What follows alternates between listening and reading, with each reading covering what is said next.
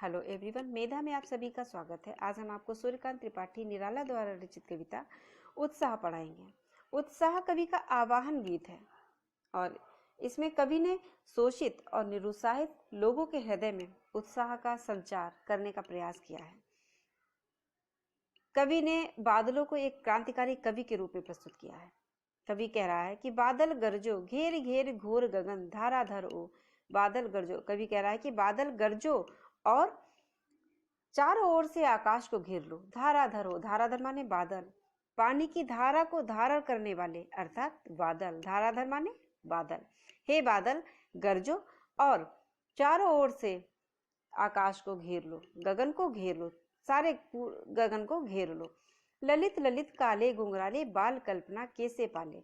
ललित माने सुंदर। यहाँ पर कवि ने काले घुंघराले बादलों की तुलना बच्चे के काले घुंघराले बालों से की है। तो कवि कह रहा है कि हे बादल, बच्चों के काले घुंघराले बालों के समान सुंदर दिखने वाले, बच्चों के काले घुंघराले बालों के समान सुंदर दिखने वाले काले घुंघराले बादल, बाल कल्पना कैसे पाले। और यहाँ पर बाल कल्पना की तुलना भी बादलों से की है, क्योंकि जिस प्रकार बच्चों की तुलना अनंत होती है, जो बाल कल्पना होती है वह अनंत होती है। बच्चे पल भर में ढेर सारी कल्पनाएं कर लेते हैं जिसका कोई ओर छोर नहीं होता है। उसी प्रकार बादलों की जो है, बादल भी अनंत होते हैं, अनंत दिशा से आ जाते हैं, अनंत होते हैं, उनका कोई ओर छोर नहीं होता है। उसी प्रकार बाल कल्पना का भी कोई ओर छोर नहीं होता है। तो यहाँ पर कवि ने बादलों की तुलना बाल कल्पना से की है। तो कवि कह रहा है कि बच्चों की अनंत कल्पना के समान कोमल बादल, बच्चों की अनंत कल्पना के समान कोमल बादल, विद्युत छवि उर्मे कवि नवजीवन वाले। विद्युत छवि उर्मे, उर्मा ने हृदय, विद्युत की छवि अपने हृदय में, उर्मे अपने हृदय में विद्युत की छवि अंकित करने वाले बादल, विद्युत की छवि अपने हृदय में अंकित करने वाले कवि नवजीवन वाले।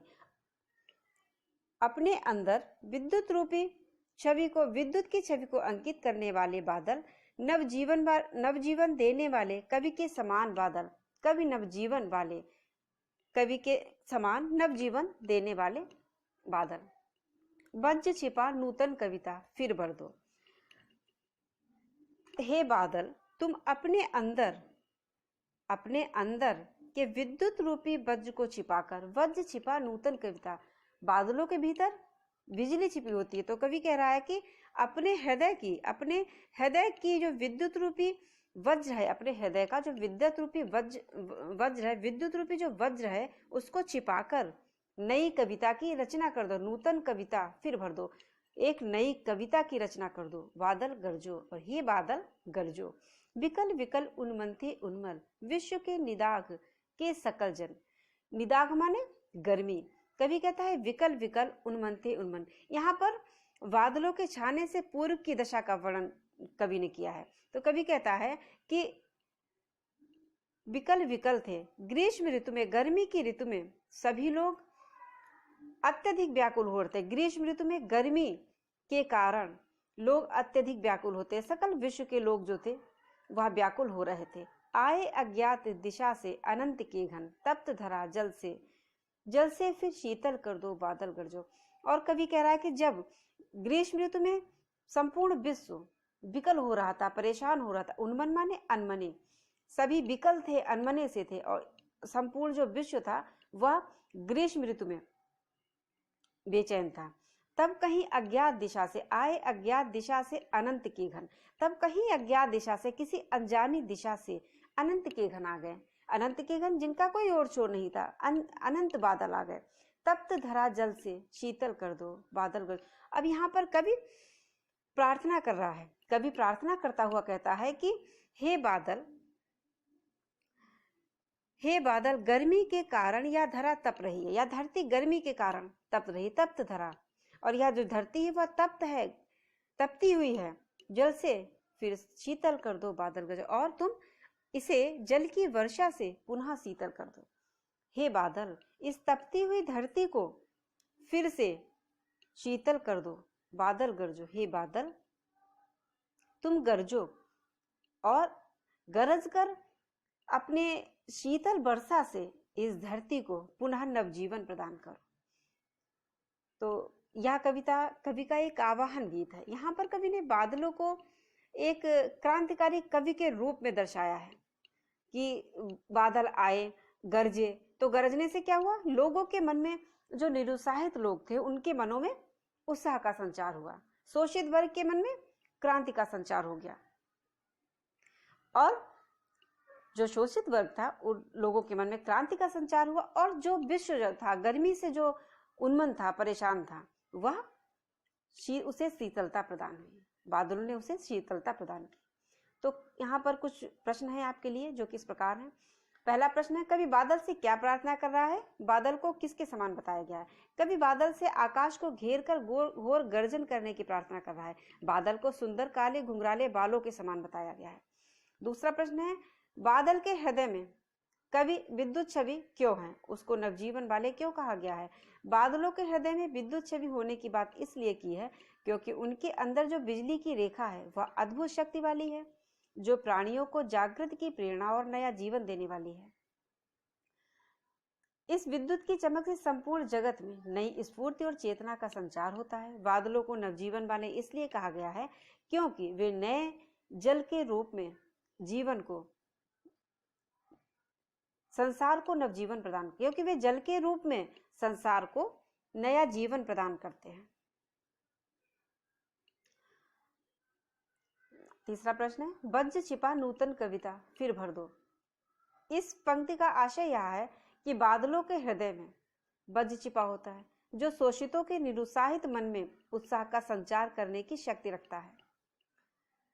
कवि बादल से कहता है कि तुम अपने उसी वज्र की गर्जना, उत्साह को जगाने वाली कविता की प्रेरणा शोषितों के मन में भर दो, जिससे कोई उनके शोषण का साहस ना कर सके। कवि ने क्या कहा है कि बादलों के हृदय में जो वज्र छिपा होता है, बिजली छिपी होती है, जब वह बिजली चमकती है तब निरुत्साहित लोगों के हृदय में उत्साह का संचार कर देती है। कवि बादल को गरजने के लिए क्यों कह रहा है? गर्जन से प्राणियों की नींद टूट जाती है और नई चेतना और उत्साह का संचार होता है। कवि गुलामी की नींद में सोए शोषितों और पीड़ितों के निरुत्साहित मन में जोश और क्रांति की भावना भरना चाहता है, इसलिए वह बादलों को गरजने के लिए कह रहा है। बादलों को गरजने के लिए क्यों कह रहा है? क्योंकि बादलों के गरजने से जो लोग दास्ता की नींद में सोए हुए हैं, गुलामी की नींद में सोए हुए हैं, वह जाग जाएंगे और उनके हृदय में जोश और क्रांति की भावना भर जाएगी। बादल को किस रूप में प्रस्तुत किया गया है? बादल को एक क्रांतिकारी कवि के रूप में प्रस्तुत किया गया है। यहाँ पर बादलों को एक क्रांतिकारी कवि के रूप में प्रस्तुत किया है। अब यहाँ पर मैंने जो दो पैराग्राफ डिवाइड करके मैंने क्वेश्चन आंसर आपको दिए हैं, तो दूसरे पैराग्राफ के क्वेश्चन आंसर आपके हैं। तो सबसे पहला उसका क्वेश्चन, कौन विकल और उन्मन थे और क्यों? आपकी इस कविता में दो पैराग्राफ है। विश्व के सभी लोग व्याकुल और विकल थे। विश्व के सभी लोग व्याकुल और विकल थे क्योंकि भीषण गर्मी पड़ रही थी, सारी धरती धूप से तप रही थी। बादलों को अनंत के घन क्यों कहा गया? बादलों को अनंत के घन इसलिए कहा गया क्योंकि वे अनंत है, अर्थात उनका कोई ओर छोर नहीं है। बादलों की कोई दिशा भी निश्चित नहीं है, वे किधर से आ जाते हैं। अब बादलों की कोई दिशा तो निश्चित नहीं है कि वे किधर से आ जाएंगे। बादलों को अनंत क्यों कहा गया? इसीलिए कहा गया क्योंकि उनका कोई ओर छोर नहीं होता है और वे किधर से आ जाएंगे इसका भी कोई पता नहीं होता है। कवि ने बादल से क्या प्रार्थना की है? कवि ने बादल से तपती हुई धरती को अपने जल से शीतल कर देने की प्रार्थना की है। तो यह तो आपके प्रश्न उत्तर थे। आशा है कि आपको प्रश्न उत्तर और पैराग्राफ सभी कुछ समझ में आया होगा। तो इसी तरह आप हमारे साथ हमारे वीडियो में बने रहिए, और हमारा चैनल अगर आपने अभी तक सब्सक्राइब नहीं किया है तो प्लीज़ सब्सक्राइब जरूर कीजिएगा। Thank you so much.